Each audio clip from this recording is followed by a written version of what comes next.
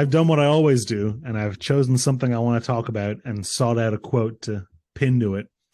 So what I want to talk to you before we get into it, it's very funny because we have different ways of approaching this. I find a quote that I want to talk about. I start with the quote. That I feel like that probably makes more sense, but I like have topics I want to discuss in my head, and then I'll go and try, square hole round peg it a little bit. Yeah, no, that's fine. I want to talk to you about delegation. So I found a quote that is appropriate. It's an Eisenhower quote. I'm not sure if you know it. And it's that leadership is the act of getting someone else to do something you want done because they want to do it. And you and I both, in my experience, have struggled in our professional careers with, it's fine, I'll just do it myself. As evidenced by much of the box breaking you do at Card Shop Live. So I'd love to get your thoughts on, I guess, what that Eisenhower quote is supposed to put out is presenting a unified vision, right? And hoping that the whole team is bought in on the reason you're doing something and the outcome you're trying to achieve. And that by communicating that effectively, you all end up rowing in the same direction so that when you delegate things or put initiatives out that, there's very, very little friction. There's a little bit of trickery implied in it a little bit as well, that you can trick someone into wanting something to do, but I don't know how realistic that is. Once again, Dan, and we were just talking about.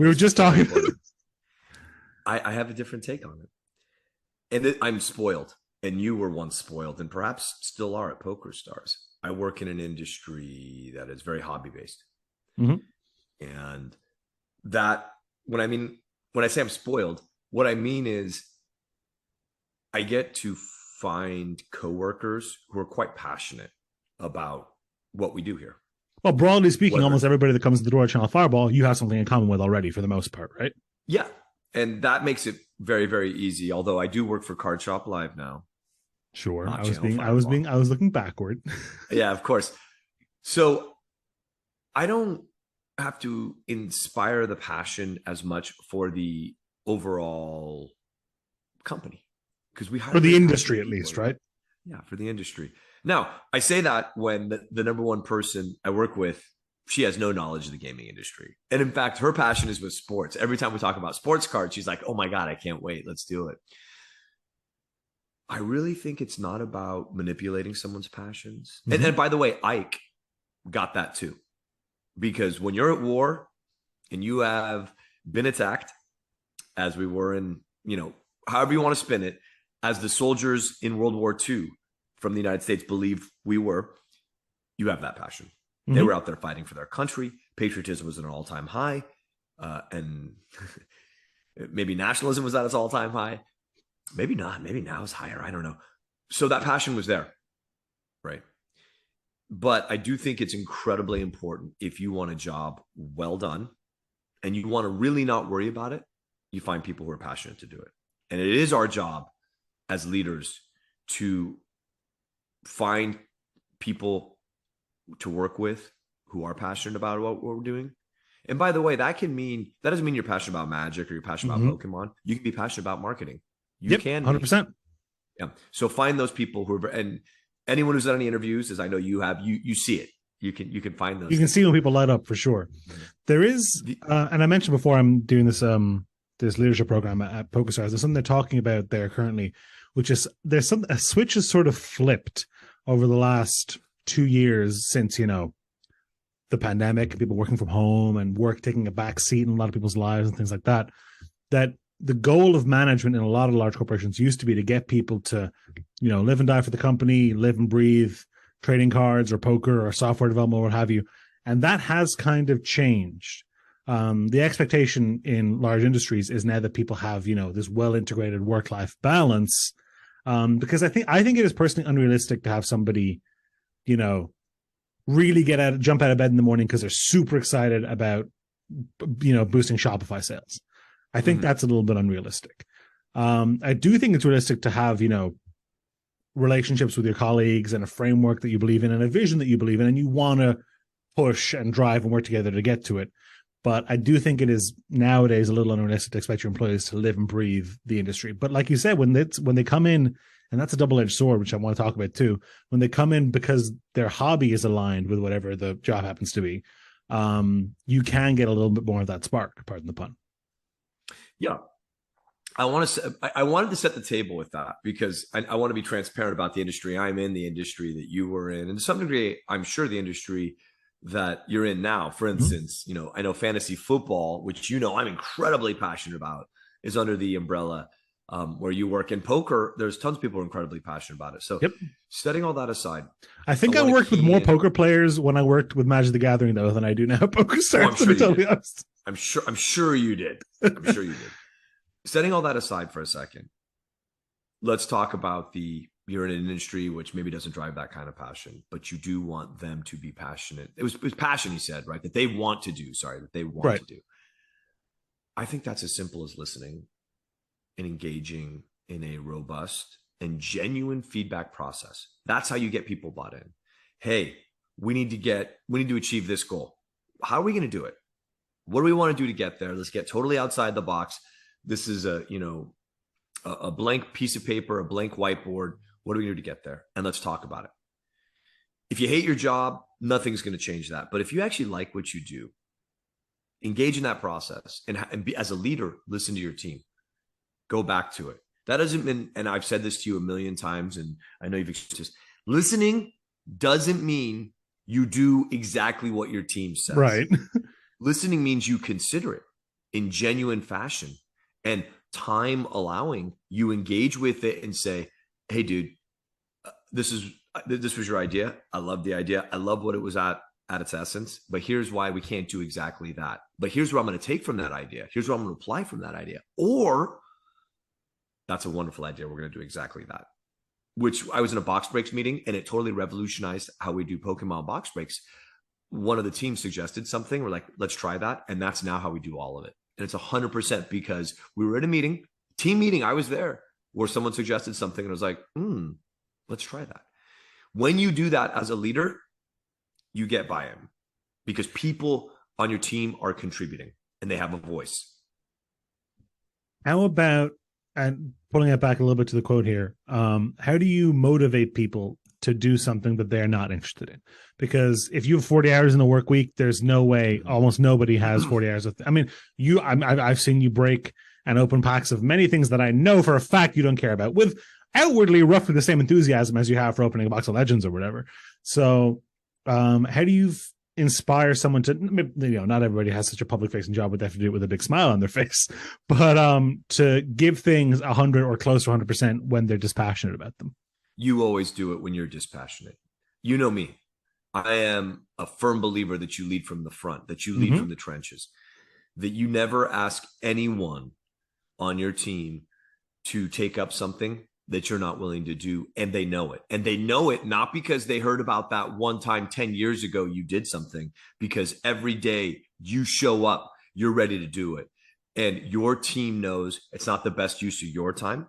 Just as there are things that are menial from their perspective, that is not the best use of their time either.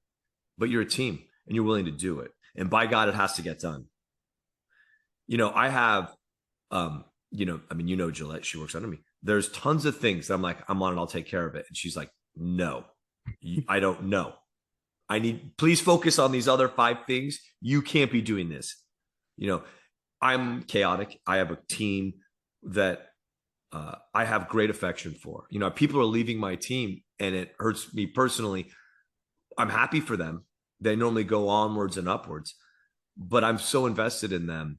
And to get a team to invest in you, you got to invest in them. And I think that's the key. Listening, engaging, and investing. I don't care where anyone who works, I do care where people on my team go. Sure. I hope that they can always look back on their time working with me, whether they were in a leadership position above me, whether they were peer position next to me or in a position below me, and say, I miss how much Mashi was invested. He really cared about me. He really did invest in me. And I'm not going to say it's 100%, but I'd say 90s. Yeah, not everybody gets an equal slice of the pie, of the Mashi pie. Yeah. I appreciate that. That's okay. I got a pretty big slice when I worked there, to be honest. You and I talked. I wonder if we talk more now or we talk more then. It has to be close. It's close. It's close. I think it probably is close. Something that you said there that I think is very, very important is leading by example. And it is very, cliche to say actions speak louder than words, but it's true. If you're trying to inspire people to do things that they're not super interested in or they're not super passionate about, taking it down the chin and doing some of those things yourself, even if they're the same thing sometimes. Like I think a while ago on the podcast, you talked about how, clean the bathrooms over Christmas break in the old warehouse. Now, it doesn't necessarily have to be quite as poetic as that, but it can be tons of things. And, sometimes it is important for, Gillette to look at the budget sheet in their head and pull you back as like, hey, this is great and all, and I love you, want to exact, but you need to approve or sign or finish this negotiation or whatever. So, because it's blocking a lot of other stuff. But I do think setting an example by understanding that to achieve a goal you're invested in, you'll have to often do things you're not invested in. And a lot of that, 99% of the time in the industries we work in, that's like boring paperwork. Or in your case, I think a lot of times it's difficult conversations, be they, HR related conversations or negotiations and things like that. And while that doesn't necessarily trickle down in the same way, doing stuff that is boring or is menial or is repetitive is a great way to show people that that's a necessary evil that has to happen sometimes. There is a great Joe Torre quote, which is not the quote for this podcast. Okay. And I'm going to butcher it. I haven't looked it up. But Alex Rodriguez came to him and was talking to him about why the team wasn't gelling around and why it wasn't getting along. And A-Rod had an entourage, right? He paid $250 million to play baseball. And Torre reportedly said to him, Alex, sometimes you got to be willing to get your own cup of coffee. And I love that. A great example. I will tell you a real life example that will 100% happen this weekend. I'm closing manager at a fab event. I'm going to have a closing lead. They're going to say, Mosh, what do you want me to do? I'm going to say, take that half of the room. I need you to straighten tablecloths, straighten table numbers or renumber, and push in the chair so it looks good. Mm-hmm. And I'm going to be on the other half of the room doing the same thing. I'm going to be pushing chairs in, straightening tablecloths, and changing table numbers. That was something I always admired about the events team, was when stuff hit the fan, which in a big event was, 3 or 4 times an hour, generally speaking, in different parts of the hall. Corporate structure completely dissolved. Completely. I've seen you and John plenty of times pushing in chairs, handing out booster packs. I've done all those things myself too. And like you said, the biggest time you see it is at the end of the show, when come hell or high water, all that stuff has got to get on that truck by 11:30 or by midnight or whatever it is. Yes. And it doesn't matter how shiny your business card is. We need to get the chairs on the truck. So please go stack them. Go stack them. Yeah. I think it's really important. You can't take on airs. You have to be willing to do the work, and you have to do the work, because being willing isn't enough. You have to do the work. Mm-hmm. The proof is in the pudding. And I think that's how you inspire team members. They know you'll do it. They know that you are there to do it. They know that you are doing it. And you're doing it all while you listen and engage with them. You're not doing it to make a point to your team. You're doing it because it's the job in front of your team. And at the end of the day, right, it can't be for the photo op, right? Yeah. Right. The goals of the team can't be the goals of the people below you. The goals of the team are your goals. And you must achieve them together. And that's why delegation is hard. Leading from the front, being in the trenches makes delegation harder, because you're like, but I'm here and I need to do it. The way I temper myself the most these days is I try to tempers you.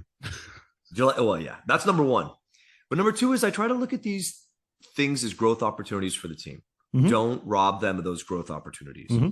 This is a chance for them to do it, and always be there to support. The most common thing I do say, the most common thing I say when assignments are going out, when big projects come, when little projects come, what do you need from me? How can I support you? Are you getting the support you need? Because, and I've said this before on this podcast, the one thing I don't want to hear after the fact, when we blow a deadline, when we don't hit a goal, when something doesn't work, is, but this happened. If only X, Y, Z, yeah. You tell me beforehand, and then we tackle it, or we factor it in, change the goal. But we don't change the goal after we miss it. We change it before, that's it. So, but I do believe you need your team to buy in. They need to want to do it. And otherwise, you will not achieve. So your Cliff Notes examples are listen and act and lead from the front. And on that note, good evening, Mashi.